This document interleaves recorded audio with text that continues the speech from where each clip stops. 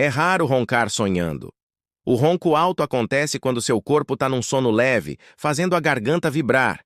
Mas para sonhar, o cérebro precisa entrar no sono REM, a fase onde o cérebro acelera o processamento de memórias. Nesse estágio, os músculos entram numa paralisia natural. É o corpo te impedindo de se mover nos sonhos.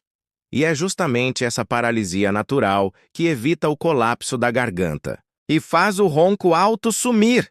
Ou seja, quem está roncando feito trator ainda nem chegou na fase dos sonhos. Curioso, né? Se gostou, deixa o like para mais curiosidades.